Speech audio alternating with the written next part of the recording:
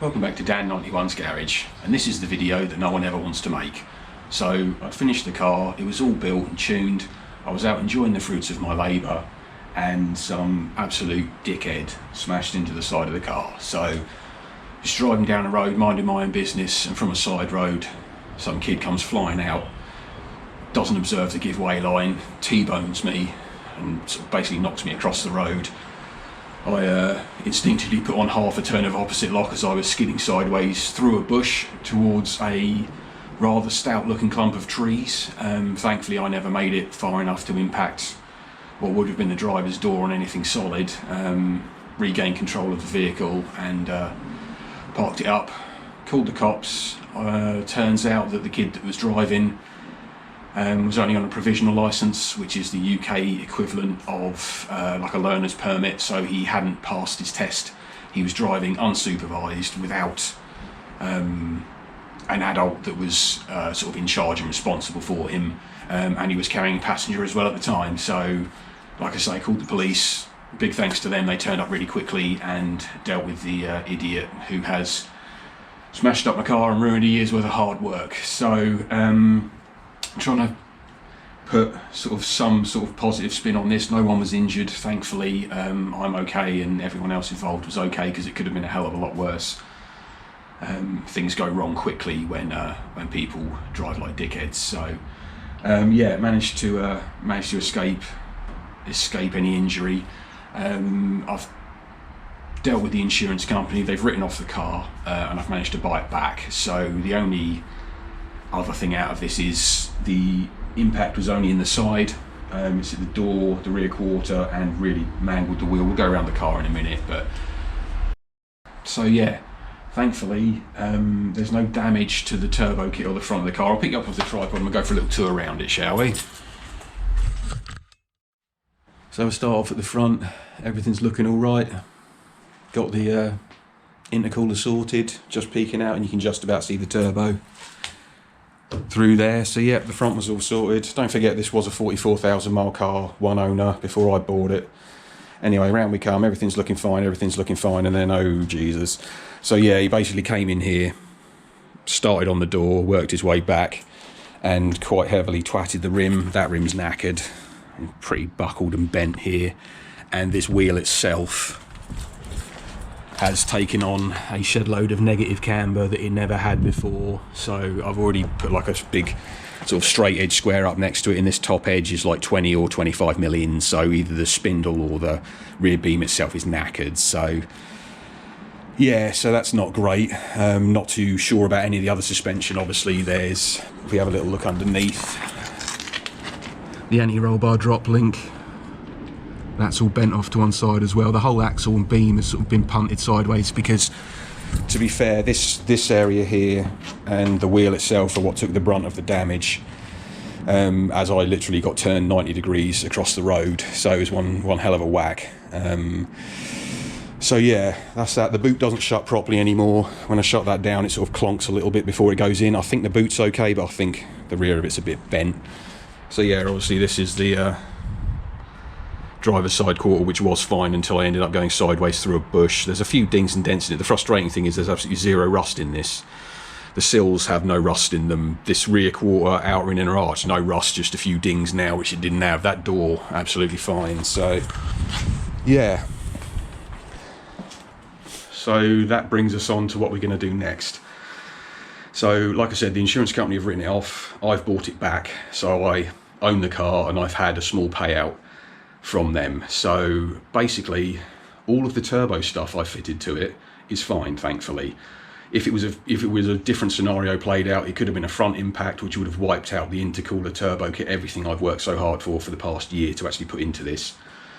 Could well have been gone in a split second because of some idiot. So what I'm going to do is basically strip this shell down, because I can't afford to put it back on the road. The insurance company have said it's not economical to repair, so it is going to be stripped of parts. So all the turbo kit, all the body panels are coming off, anything that unbolts.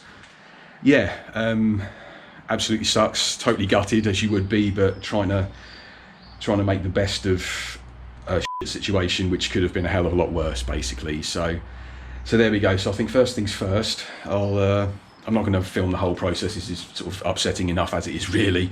But what I'll do is I'll pick the camera up every now and again once I get to certain stages. So first things first, I'm just going to take anything that unbolts off the shell is coming off, body panel wise, and I think we'll start looking at the interior. But seats are out.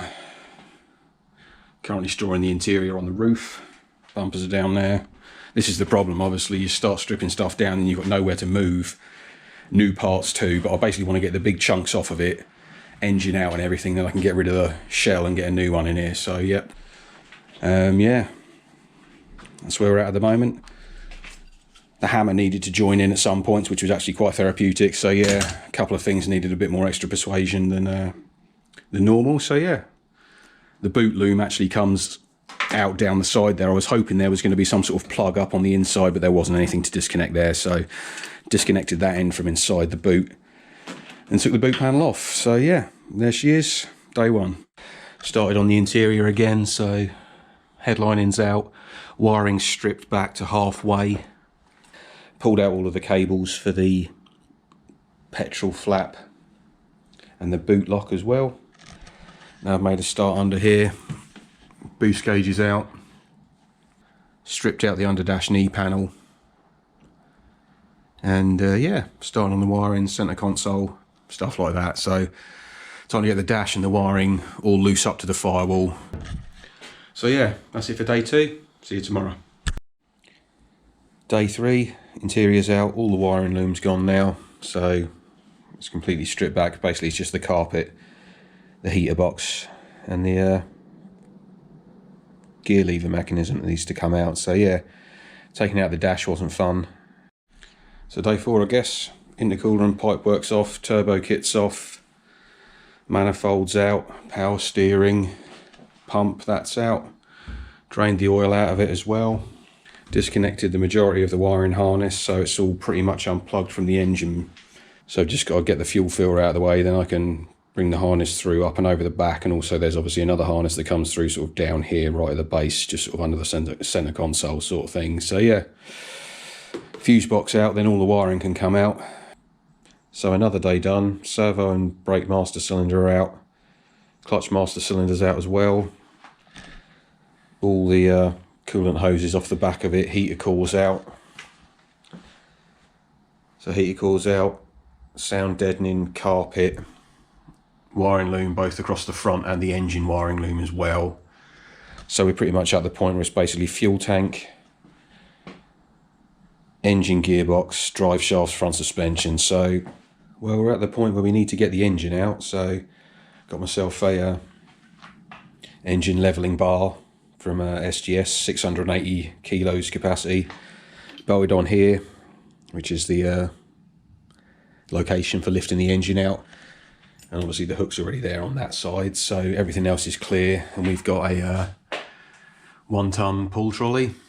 Anyway, there we go. So yeah, I'm gonna hook all this stuff up, spend ages winching it up, and I'm slightly concerned it's not actually going to get high enough to get over the side of the wing, but if it doesn't, I can drop it down, and being as the shell's knackered, I'll cut the front off or something. But we'll try plan A, which is to just hoist it up as high as I can. I have bought myself an engine stand as well from SGS, but I just need to get it up and out of the car really for today. So yeah, we'll sort that out and see when it's done, I guess. And there it is out. It wasn't too bad in the end. It did get a bit stuck on the sump bowl. That kind of got stuck going over the cross member, so I tilted it back on the leveler just to get it up and over the top, leveled it back up, and then lifted the bell housing up and over, slid it along the beam that way, and I think he's going off in this corner here. I have got an engine stand, but you should store heavy stuff like this on the floor and only really work on it on an engine stand. So front end's off now, everything from the wishbones, uprights, steering knuckles, everything's out. Steering rack, that wasn't too bad actually.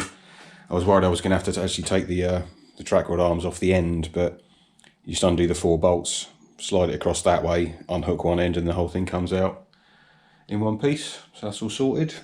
Might have the handbrake cables and the handbrake out of it. It's still got the panhard rod at the back, but obviously where the wheel was hit on the side, that panhard rod was what would have taken all of the force essentially, because that stops the axle going sideways.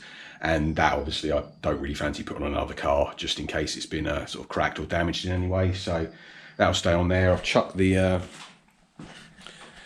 probably brand new unused spare from the boot on it, which is absolutely pristine. So but yeah, that's it, pretty much getting there. A bit tragic really, but sometimes stories have to come to an end for the next part of the journey to begin, or some other philosophical stuff that I'm trying to cheer myself up with currently at the moment, because this is about to go. So this is all a bit of a mess, but yeah, we'll body panels. So obviously bonnet, boot, driver's door, 2 wings, petrol tank, that's in pristine condition. Glad nothing got biffed when I was going sideways sort of off-road, because that could have quite easily got torn up, but thankfully that's clean, so that's cool. Yeah, front brakes, obviously Glanzer carriers and calipers. Obviously the larger size discs that came on the Glanzer. I did that obviously before I had the channel, which is why you didn't see me doing the build of that. The front 2 hubs, they're off as well. Front 2 uprights, they're pretty cool, so I'm going to keep those. Drive shaft, steering rack, bucket of bolts, gearbox mount. Yeah.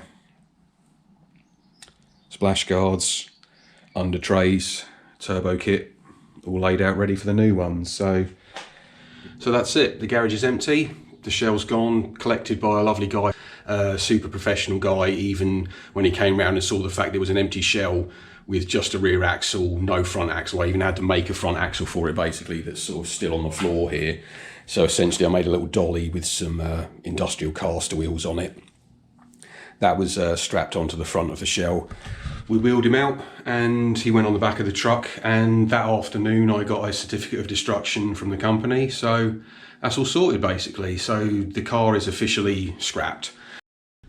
Well, I'm at a bit of a crossroads now, so I don't know whether to buy a Starlet and just bolt all this stuff back on, or whether I go for a Corolla with a 4EFE engine. That'd be something a bit different, and at least then I'd get to make a few more bits and pieces, like changing the exhaust to make it longer so it actually fits, stuff like that. Or do I go for something a bit more modern, just a modern turbocharged car that I can buy some bolt-on parts for and do that sort of build, or you know, a big 4x4 with an old diesel in it that we can play with a fuel pump maybe. Let me know down in the comments what you do, and as always, boys and girls, thank you so much for watching. I truly appreciate your support. I'll see you on the next episode for the new build. Take care of yourselves. See you soon.